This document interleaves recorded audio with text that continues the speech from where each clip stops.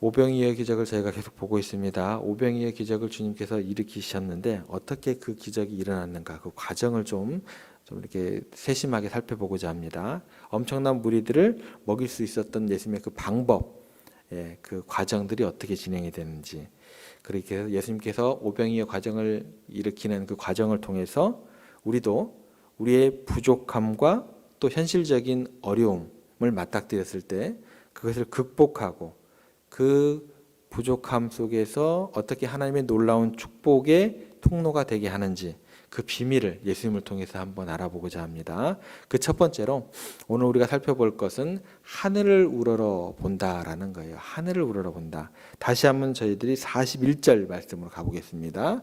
41절 말씀 저희가 다시 한번 함께 읽습니다.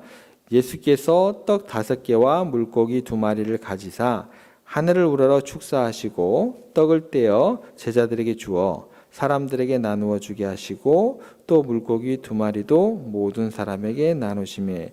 여기 보시면 예수님께서 떡 5개와 물고기 2마리, 이 부족한 어떤 그 가지고 계시는 어떤 물고기 2마리와 떡 5개, 이 부족한 걸 가지고 그 다음 단어가 우리들을 좀 눈길을 끄게 됩니다. 뭐라고 나오죠? 하늘을 우러러, 이렇게 표현되고 있어요. 예수님께서는 물고기 2마리와 떡 5개, 이 부족함 앞에서 고개를 숙이시지 않으셨어요. 여러분, 우리는 뭔가 부족하고 위기에 닥칠 때 우리들이 먼저 취해야 될 행동은 뭐냐면 고개를 떨구시면 안 돼요. 고개를 떨구지 않으셔야 됩니다. 좌절하지 않아야 됩니다. 우리는 그 순간 더욱더 어디를 바라봐야 돼요? 하늘을 바라보셔야 된다라는 거예요. 예수님께서는 문제를 보시는 게 아니라 해결될 수 있는 그 근원을 바라보신다라는 거예요. 손에 지금 가지고 있는 건 뭐예요? 오병이어. 오병이어를 가지고 계시지만 이 문제를 보시는 게 아니라, 부족한 현실을 보시는 게 아니라 어디를 보시냐면 그 문제를 해결할 수 있는 근원, 하늘을 우러러 보셨다라는 것입니다. 이것이 모든 문제의 해결의 출발점이 됩니다. 하나님의 은혜를 받는 아주 중요한 시작점이 되더라는 것입니다. 예수님께서는 더 구체적으로 살펴볼게요. 도울 대상을 바라보지 않으셨다라는 거예요. 굶주리고 있는 무리를 바라보고 있지 않으셨다라는 거예요. 하늘을 우러러 봤다라는 것은 먼저는 뭐예요? 부족한 그 대상, 도울 대상을 바라보지 않는다는 것을 의미합니다. 만약에요, 예수님께서 굶주리고 있는 그 무리들을 봤다고 한다면 예수님의 마음이 굉장히 힘드셨을 거예요. 만약 도울 대상만 바라본다고 한다면 우리 인간들은요, 쉽게 절망하게 되어 있습니다. 낙심합니다. 가슴 아파서 견디기가 힘듭니다. 우리들이 늘 그래요.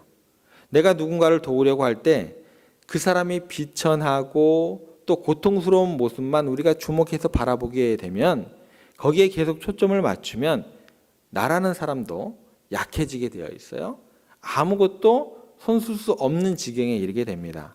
그들의 비극을 보다가 결과적으로 거기서 그치지 않고 어떻게 연결이 되냐면 하나님을 원망하는 그런 마음으로까지 그 다음 단계로 진입을 하게 돼요. 어쩌다가 이 백성들이 이렇게 비천하게 되었고, 이렇게 굶주리게 되었고, 또 이렇게 로마의 압제 아래에서 이렇게 떠도는 무리들로 전락하게 되었는가, 이런 생각을 하게 되더라는 거예요. 그래서 거기에서 그치지 않고 하나님을 향한 원망을 가지게 되면 결과적으로는 어떻게 내 자신을 치게 되냐면 자기 자신에 대한 무능함과 또 무력감과 또 죄책감에까지 시달리게 돼요. 이 세 가지가 쫙 연결이 되는 거예요. 그러니까 절대적으로 우리는 어떻게 돼요? 그 무리들을 바라보면 안 된다라는 거예요. 그 도울 대상들을 바라보면 안 되는 거예요. 왜 나는 저들을 먹이지 못하는가? 왜 나는 이거밖에 안 되는가? 왜 나는 도와주지 못하는가? 마찬가지입니다. 여러분들 자녀들이나 또 여러분들 사랑하는 사람이나 어떤 사람의 고통을 보고 있으면 인간들은요, 자책감에서 헤어나오지를 못하게 되는 거예요.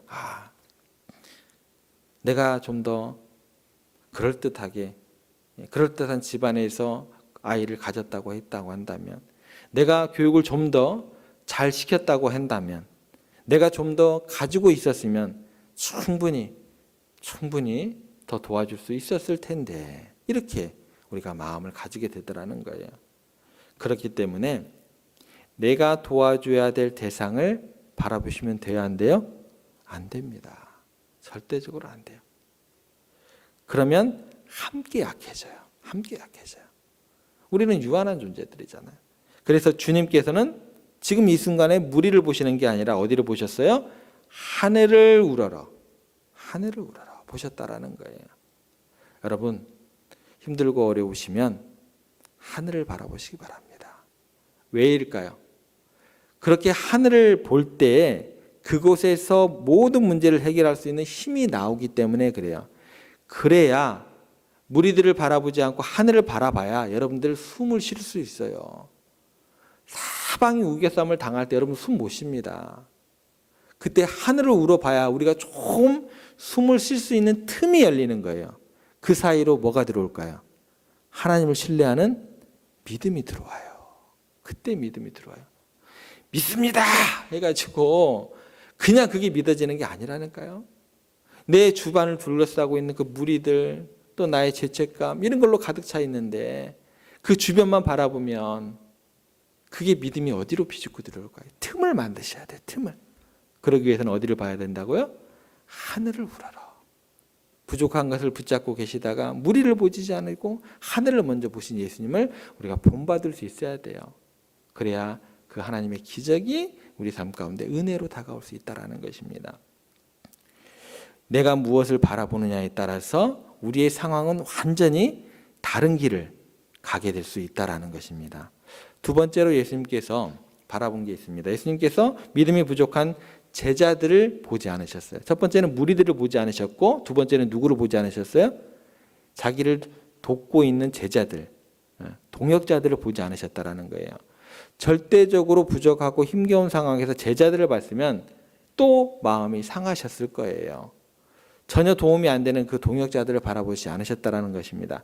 사람들은요, 꼭 문제가 생기면 누구를 쳐다볼까요? 옆에 있는 사람들을 쳐다봅니다. 이 지경이 되도록 너는 뭐 했니? 이렇게 연결이 돼요. 왜 안 도와주니? 이렇게 됩니다.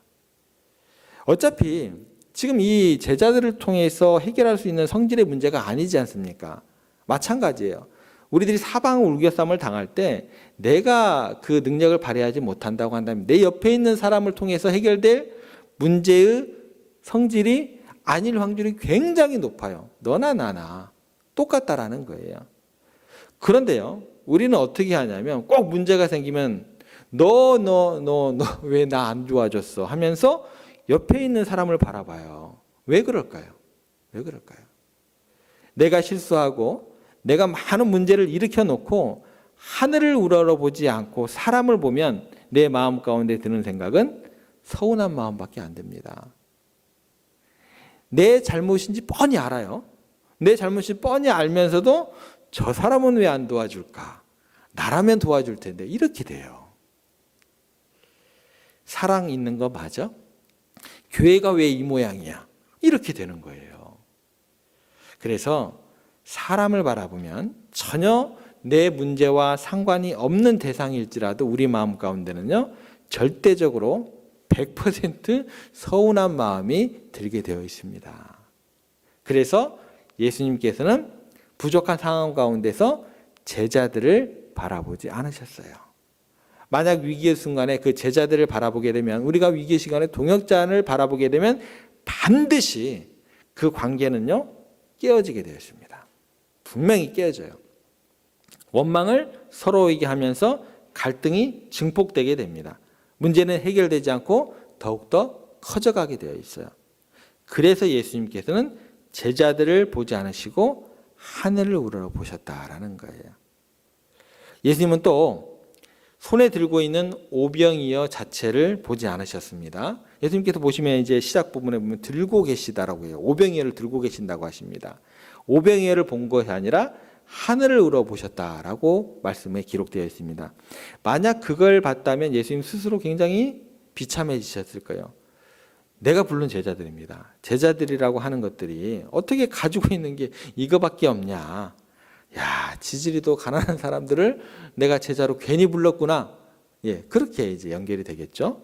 여러분, 우리가 가진 자원은요, 늘 우리의 필요를, 우리의 만족을 채워주기에 충분할까요? 부족할까요? 항상 부족합니다. 항상 부족해요. 우리의 필요를 채워주는 법이 없어요. 땅을 보면 이처럼 어디에도 우리 가운데는 해결책이 없습니다. 아니, 실제로 모든 것이 풍족한 상태일지라도 우리 인간은 땅을 보면 안 돼요. 하늘을 바라보셔야 돼요. 왜 그런 줄 아세요? 왜냐하면 하나님께서 우리의 호흡을 연장시켜 줘야지 우리의 풍족함을 누릴 수 있는 거예요. 우리는 호흡이 닿는 날이 있는 유한한 존재들이기 때문에 그래요. 하나님께서 생명의 날들을 허락하지 않으면 모든 것을 내가 풍족하게 가지고 있다 할지라도, 갖췄다고 할지라도 그 풍족한 거 가지고 내 문제 해결을 기회마저도 하나님께서 허락해 주지 않으면 잃어버리게 됩니다. 그런데 하나님은 늘 우리에게 풍요로움 속에서 인도하시기보다도 좀 심술궂은 것 같지만 하늘을 우러러 보지 않을 수 없는 상황으로 우리를 인도하시는 경우가 굉장히 많습니다. 그런데요, 그게 은혜라는 거예요. 왜냐하면 우리가 풍요로움 속에 있을 때 하나님 찾기가 쉽지가 않거든요. 이게 쉽지가 않아요. 우리가 풍요로움 속에 있을 때 하나님을 찾기가 쉽지가 않은 대신 어떻게 하기가 쉽냐면 교만하기가 쉬워요. 기고만장하기가 쉬워요. 하나님 없는 삶을 살기가 쉬워요. 그래서일까요? 하나님께서는 우리가 정말 하나님을 우러러보지 않으면 안 되는 상황으로 종종 자주 우리를 몰아가신다라는 거예요. 천지를 창조하신 하나님, 풍성하신 하나님, 그분의 은혜가 없으면 모든 걸 가져도 아무것도 활용할 수 없는 존재들이 우리들이다라는 거예요. 예를 들어서 진짜 있었던 일입니다. 캐나다의 노바 스코사주에 사는 한 할아버지인데 11만 7천 달러의 로또에 당첨이 됐어요. 이분이 당첨되고 지역 신문에 인터뷰를 하고 또 아내와 함께 힘들게 살고 가다가 그렇게 이제 로또에 당첨이 되는데 이 로또에 당첨이 되고 난 다음에 계획을 합니다. 차를 어떻게 사고 친구들과 만나서 어떻게 여행을 다니고 막 계획을 다 짜고 있었는데 복권이 당첨되고 난 후에 한 일주일 정도 지나고 갑자기 돌아가셨어요. 계획만 잔뜩 세워놓고 돌아가셨어요. 실화입니다. 이런 실화 이야기가 성경에 나와요. 인생을 잘 준비한다고, 행운이 따른다고, 굉장한 것을 가지고 있다고 그 기회를 우리들과 마음껏 활용할 수 있는 게 아니다라는 성경의 말씀이 나옵니다. 오병이어를 손에 드는 게 아니라 몇만 푸대의 쌀을 내가 소유하고 있다 할지라도 부자가 곡간을 많이 짓고 거기 쌓아두자고 하는데 뭐라고 그래요? 하나님께서 내가 내 생명을 취하리라 말씀하시면 무슨 소용이 있겠느냐. 성경의 말씀이 우리 인생의 실제 이야기다라는 거예요. 그래서 우리는 아무리 풍족한 것이 가지고 있다 할지라도 어디를 봐야 돼요? 하늘을 우러러 봐야 된다라는 거예요. 내가 노력하고 모든 것을 갖췄다 해도 우리가 이룰 수 있는 게 아니다라는 거예요. 반대로요. 내가 부족하다고 해서 내가 가진 곳이 없다고 해서 못 이룰 것도 없다라는 것입니다. 우리는 능력의 근원, 축복의 근원이 하나님께 있다는 것을 더욱더 우리 삶에서 믿음으로 고백할 수 있어야 된다는 거예요. 그래서 예수님께서 그것을 너무나 잘 아신 거예요. 그래서 부족한 오병이어를 들고 제자도 안 보시고 무리도 안 보시고 어디를 보셨어요? 하늘을 우러러, 하늘을 우러러. 저는 여러분들이 정말 하늘을 우러러 보는 여러분들이 되었으면 좋겠습니다. 너무 서운하고 너무 억울한 일을 당할 때 하나님께서 있다고 하세요. 아니면 이쪽으로 저쪽으로 나아갈 길이 없을 때 내가 너에게 허락한다고 하세요. 그러면서 동시에 뭐라고 말씀하세요? 억울하고 이쪽으로 저쪽으로 나아갈 길을 찾지 못할 때 하늘을 우러러 봐라 라고 이야기를 해주십니다. 하늘을 우러러 보시기 바랍니다. 거기에 희망이 있습니다. 전능하신 하나님, 역사를 주관하시는 하나님, 무에서 유를 창조하시는 하나님, 죽은 자를 산 자처럼 부르시는 하나님, 그 하나님을 바라보시면서 새로운 소망을 하나님으로부터 공급받는 여러분들 되시기를 소망합니다. 그 기대를 가지고 오늘 하루를 힘차게 시작하시는 여러분들 되시기를 주님의 이름으로 축복합니다.